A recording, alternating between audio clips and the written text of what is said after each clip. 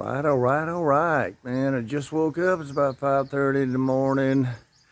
I feel so much better. My cramps have subsided because I'm now taking some of the medicine for pain that they gave me. It's they actually prescribed some a little bit of fentanyl for me to knock the edge off because these cramps and the pain that I'm kind of getting in is getting sometimes absolutely no sleep, unbearable. So it's really got me going back up again. We do have some good news, maybe bad news for some that were thinking about getting our property. We actually sold it yesterday to a very good friend of ours. He was looking at it. He actually built our pool, Louis. Great guy. I told him our situation, and he told me, he said, man, he said, I'll buy it. He said, I'll buy it right now.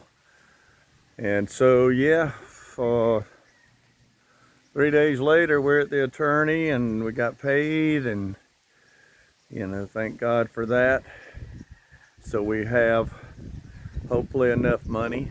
I mean, I'm sure it won't be enough money for a major procedure, but my main deal, like I say, that I want to know is I want to go for the best, and I want to get a second opinion as far as is there anything they can do, or is this just something that maybe can be managed, or what we're looking at.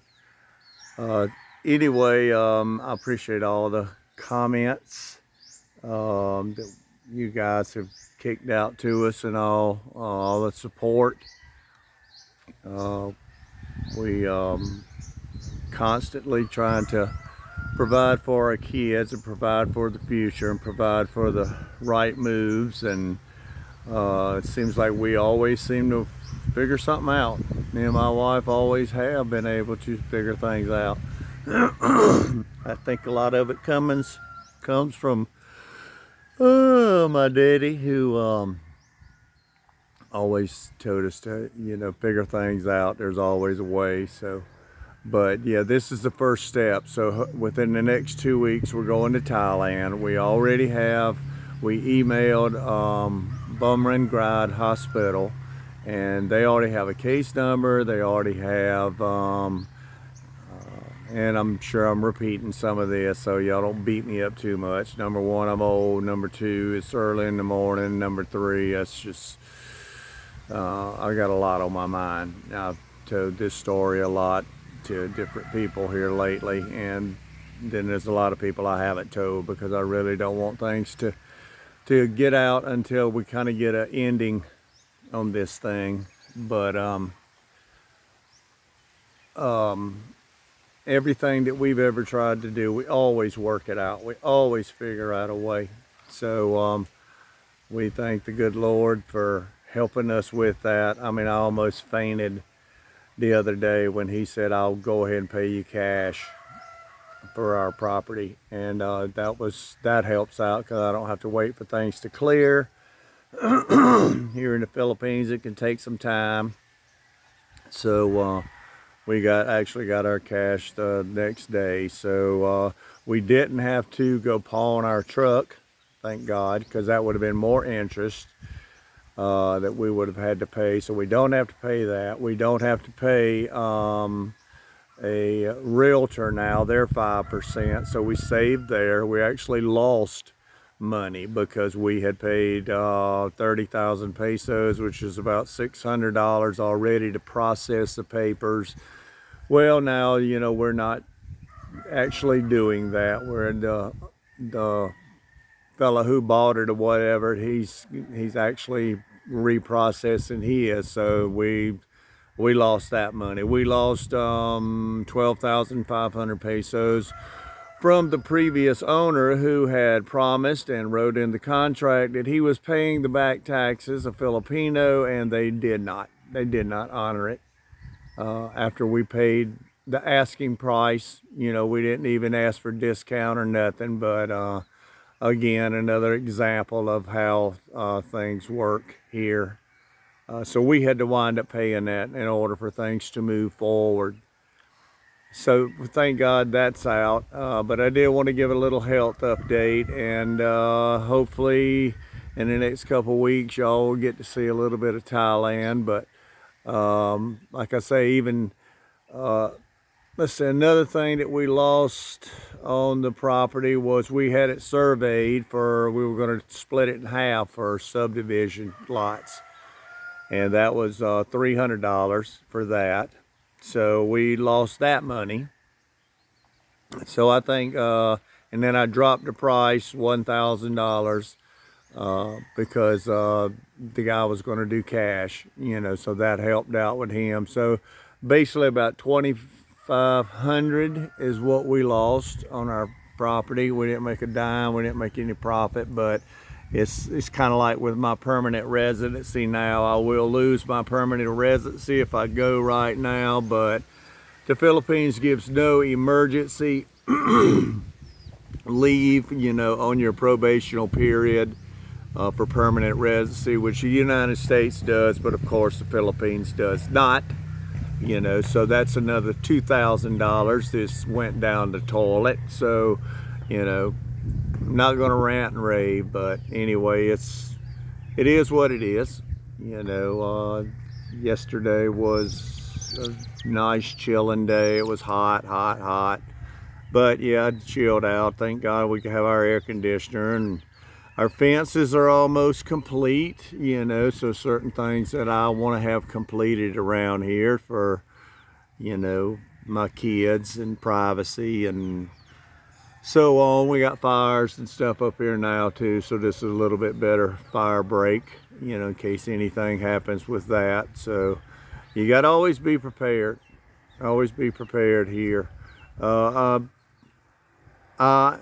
The Philippines has just changed so much in the past 20 years since I was here. It's not as friendly by far. I mean, I'm a friendly guy, as all you know. So, but anyway, I'll wave and maya buntag and kamusta and agiku, you know, anything to be polite. And I mean, I just get these hate stares, you know, and I'm like, God almighty, man, you know, where's that coming from, you know? So I mean, people are just in general becoming more and more heartless, you know. I think jealousy fuels a lot of it. I don't know why, because we busted our ass our whole life. You know, nobody ever gave us anything. You know, I never had any credit, so you know, I couldn't just go borrow anything. You know, it's even now, you know, we were going to borrow some money, but they said, well, you know, you're here in the Philippines, and I'm only 60, so see, I'm not drawing Social Security, I'm not drawing Medicaid, I can't do anything like that, so I'm kind of between a rock and a hard place. It's by my wits, you know, figuring out what I can do here to make money and sustain money, you know, because I have to think about my kids in the future and all that. But like I say, we're going to go more in depth on this thing when we kind of have an ending.